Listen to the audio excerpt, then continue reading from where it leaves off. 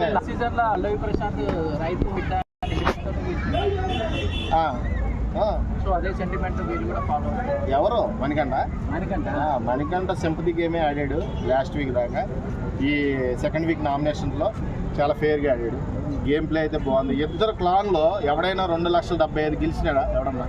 ప్రతి నా కొడుకు కూడా ఒక్కొక్కడు 6 క్లాన్లు 5 క్లాన్లు ఉన్నాయి. ఆ క్లాన్లో లేని బజ్ వీళ్ళిద్దరూ సృష్టించారు రాత్రి. అప్రిషియేట్ చేయాలి. అలాంటివి చూసినప్పుడు కొంతంతా గేమ్ చూడాలని ఇంట్రెస్ట్ పెరుగుతుంది. కాబట్టి ఈ విషయంలో నేను మణికంఠనే మన నిఖిల్ని చాలా అప్రిషియేట్ చేస్తున్నా. చెయ్యాలి కూడా.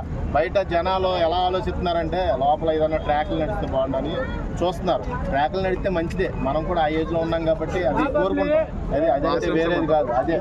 అదంటే అదే అంటే మణికంఠకి యష్మికి జరిగింది కాదు. మీరు అనుకునే ఆ బ్రెయిన్ నుంచి తీసేయండి. అది ఏదో ఒకటి ఉంటుంది లేవా, నువ్వు ప్రతిదీ అడుగుతా. అంటే చిన్నపిల్లలు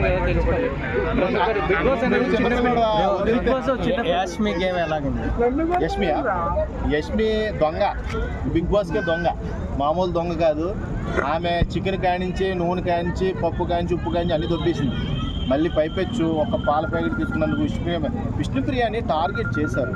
పడిపోయిందంటే పడిపోయిందని కాదు. విష్ణుప్రియ ఇప్పుడు ఉన్న 8లో స్ట్రాంగెస్ట్ కంటెస్టెంట్ కాబట్టి ఆమెను అడ్డు తొలగించుకోవాలని యష్మి సోనియా గేమ్ ప్లాను. ఆమెను అడ్డు తొలగించుకుంటే వీళ్ళు సేఫ్ అయిపోయినట్టే.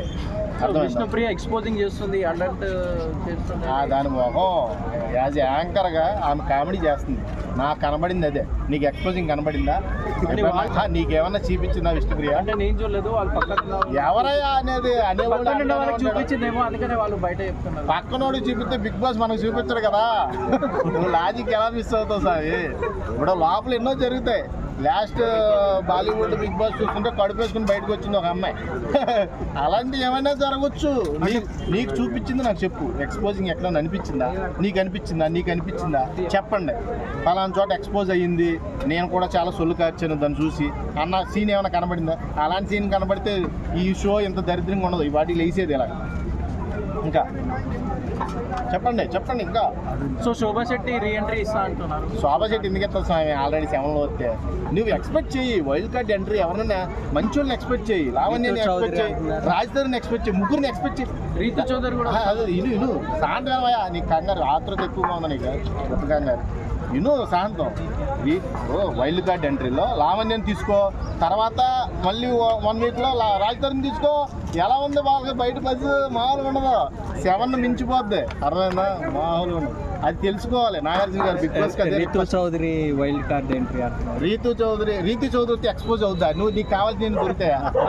నీకు కావాల్సిన ఎక్స్పోజ్ అన్ని దొరుకుతాయి. ఇన్స్టాగ్రామ్ లోకి వెళ్ళి చూడు. ఇన్స్టాగ్రామ్ లోకి వెళ్ళి చూడండి. రీతు చౌదరి వస్తే మీకు ఫుల్ మీల్సే. ఎందుకంటే అన్ని చూపిస్తుంది కదా. నీకు కావాల్సింది అదే కదా. నువ్వు ఇప్పుడు విష్ణుప్రియ చూపించలేదని డిసప్పాయింట్ అవుతున్నావు. ఉండాలి. నీకు యష్మిది కావాలా, అప్పుడు విష్ణుప్రియది కావాలా? అదే ఎక్స్పోజ్. రీతు చౌదరి కావాలా? అబ్బా ఇన్స్టాగ్రామ్ బాగా ఫాలో అవుతున్నా.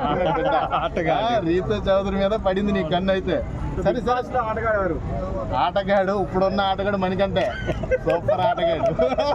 యశ్మిన్ ఫ్లెక్స్ చేసాడే నిన్న. ఏం పాట పాడాడు అనుకున్నావు? అందమైన ప్రేమరా నీ చెయ్యి తగిలితే. అబ్బా కానీ చిన్న డిసప్పాయింట్. డాన్స్ చేయలేదు కాకపోతే అద్దం మీద వేసి లాక్ చేసాడు కదా. లాక్ చేయగానే ఈవిడికి కూడా చిలకలు కదిలినాయి, గిలకరాలు కదిలినాయి. అదే దాన్ని ఏమంటారు, టచ్ చేయనిమాట. నైట్ దొంగతనాలు చేస్తున్నాడు బ్రో. ఆయన మామూలు వేరియేషన్స్ కాదు. నేను సీజన్లో 3 వేరియేషన్స్ చూసాను. అడిది మణికంఠ గురించి ఎక్స్పెషల్లీ మాట్లాడదాం. ఫస్ట్ అక్కడ స్పిన్ ద బాటిల్ గేమ్లో విష్ణుప్రియ మీద పడింది ఆడు కన్ను. ఎందుకంటే షార్ట్ వేసుకొచ్చింది దానికోసం. డ్యాన్స్ వేయించాడు, పోల్ డ్యాన్స్ వేయించాడు. చూశారు కదా. నెక్స్ట్ యష్మి మీద పడ్డాడు. లాస్ట్లో దొంగతనం మీద పడ్డాడు. నువ్వు ఆడియందో సూపర్ ఆడుతున్నాడు. అలాగే ఆడాలి, అలా ఎక్సైట్ అవ్వాలి.